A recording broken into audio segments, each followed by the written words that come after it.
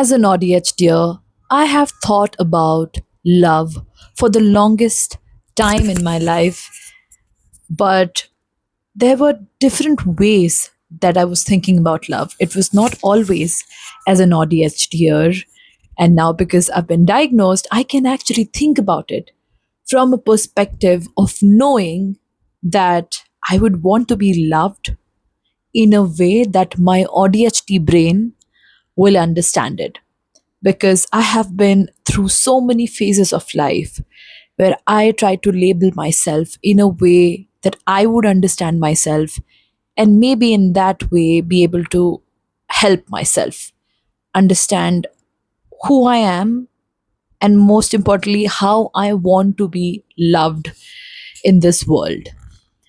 And I have used various labels so that I can understand myself. Some of it would be a hopeless romantic, emotionally mature, emotionally intelligent, uh, a lot of things I'm not even able to remember. Very filmy, very Bollywood kind of a lover, lover girl, Delulu, and a lot of these things. And I think now I understand all of these things were just a way for me to understand how do I really function when I have those feelings for somebody. But I would like to say this out loud. I've actually never been in love, not the way any of you would have felt it, maybe because I really don't know how it is to be loved. Because for me, because I did not know about my brain and the way it functions, I never really knew. So I never really got into a place where I would actually get to know how to be loved. Basically, I've never really been in a relationship. I've tried being with people, but it's just that my pattern recognition goes so hard that I realize that whatever it is, we are just not going to be able to be together. And it's me who understands this first, obviously, and other people, because maybe they were all neurotypicals, and maybe their lack of pattern recognition, they think that, oh, we can make it happen, which I do believe you can make it happen, because a relationship is all about you know working on it and everything. But for that also, two people have to be on the same page, which for now I have never really felt. And if I felt that, those people are my friends. So now that I know about how my brain functions, I often think about what would it mean to me to be loved.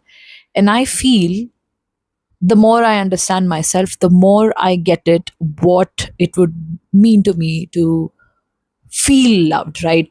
More than to be loved. I'm not saying I'm not loved, I'm definitely loved. But do I feel it?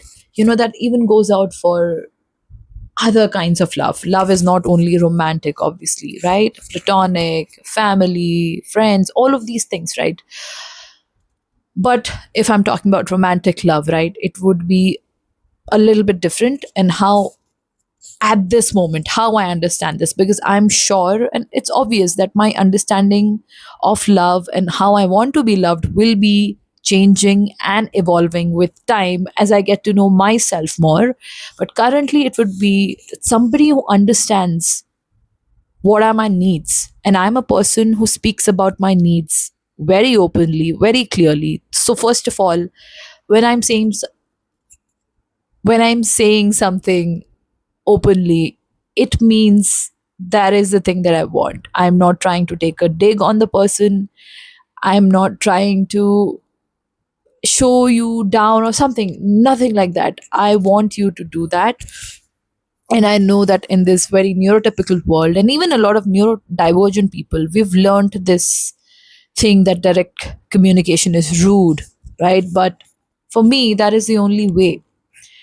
And I think somebody who gets me when I say or speak up about my need. Like if I say that, hey, I'm not somebody who can hang out with you every single week, but it really matters to me if we stay in touch through voice notes, texts, or any form of communication. And even if I can manage uh, calls or something like that, which is very difficult for me. If they understand, if they actually go to just simple, I wouldn't even say great lengths, just simple, they just try to understand my communication pattern.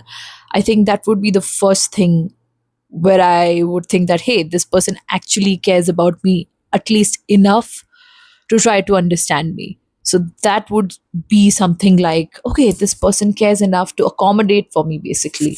I mean, if you look at it, like if you look at it from a disability perspective, it is disabling for me, uh, I'm always on the fence when it comes to that, but it is a disability when it holds you back from things that people can just do so easily, so normally. But if somebody is trying to accommodate for my needs, even if they're so simple, but they're not simple to me, they mean a lot to me, right? And if somebody goes to even just, okay, you don't like meeting, well, we can set this up. We can have like a reading date where you read the same book, I read the same book, we talk about it, discuss about it on phone, voice note, text, whatever you feel that is comfortable. And they don't take it personally that I'm not able to speak to them every single day or I'm not able to meet them. They don't force me to overexert in that way, right? Because when I socialize a bit too much, it drains me out and I'm not even able to do simple things like taking a bath, washing my hair, doing skincare, because I'm so emotionally dysregulated. Even if it's a good interaction, even if I had a good time, I would be thinking about it, right? I need to regulate and to just close the loop and just sleep. But also, right, so if even if we hang out, there should be an understanding that I wouldn't be doing it for so long, like as in like till 10 p.m. or something, that by the time I come back and by the time I can wind up, it would be like 1 or 2 a.m. That's what usually happens even if I hang out with friends. So I even prefer hanging out earlier in the day. So a lot of these things, these are accommodations if you look at it. If you are somebody who is an ADHDer, right? I can only speak for that as of now. But if somebody does not understand this, if they think that me only wanting to text them or voice note them means that I don't care about them, then they're not my person. And if they don't even try to, look at it from a different perspective, and they just refuse to understand this, and they refuse to understand why I cannot hang out late, I can, like if I'm really mentally prepared, if we decided that, hey, on this date we are going for this concert, let's say, so I will be prepared. I will try my best to put systems in place that even when I come back home, I can just quickly go to sleep. Now I understand myself a bit more, I can do that, so that there's no resentment after we hung out or something. So these are very basic things, but I think in this world we don't really talk about these things, like what does it take for a human being to be with another human being, and does it mean that they have to sacrifice from their basic things that they need to do, like eat, take their medications, sleep on time, do their hair care, skin care, take their supplements, anything, right? But for somebody with ADHD, it means that even if I hang out with a very close friend and if we go overtime, right? If it's very late at night, it means I would have to sacrifice a lot of my energy for that. And then I won't be able to take care of something as basic as my hygiene or my sleep timing. So this is very difficult to talk about if the person is not considerate of another person's need as a human being, right? It might come naturally to a neurotypical, but it doesn't come naturally to me. And this is the difference between me knowing and not knowing, is that I would go above and beyond and I would sacrifice all my time for that. I'm talking about friendships because I've never been in a relationship, but even if there was something close, this is what happened. I would not openly communicate my boundaries because I felt that they would leave me, which is now I understand is okay. They should if they cannot understand me.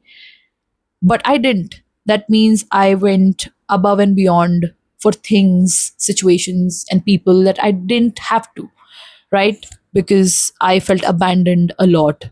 Now I wouldn't feel abandoned at all because now I would see it something as we were just not compatible, just not on the same page.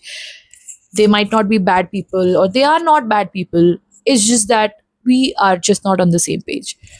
So, yeah, this is just something I think of now when I think about whether I would accept somebody else's love. I would only accept it. I actually put an alarm so that I can stop talking after 10 minutes. Oh my goodness. I don't know how to. Oh my goodness. Sorry about that. But yeah, to wrap it up, I just want to say that this is something I've understood about myself. This is a very basic need. And if it doesn't begin with this, I don't even think I would want to be loved by somebody, right? It is very basic, but not many people can understand this, that it takes a lot, and you have to be disturbed when you have to be with somebody, whether it's a friend or a potential partner. But that disturbance, shouldn't be so much so that the person is not able to even take care of themselves. See, you can't expect to be the same person when you were single or when you are seeing somebody. You have to be a little bit inconvenienced. I have heard about this, definitely. But as somebody, as an ADHDer who has limited energy, limited social energy, or all energy, because I do have other health issues as well. For me, it matters that I'm not so inconvenienced that I'm not even able to do my basic things. There are a lot of ways and a lot of things that I want to speak about, but I want to keep this video brief. I've already gone over time, but let me know your thoughts about it in the comment section. I would love to hear it. It doesn't matter if you are an ADHD or ADHD or autistic person, or you are none of those. Maybe you're a neurotypical, or you don't know about your diagnosis. Doesn't matter. This is like human to human. So let me know your thoughts.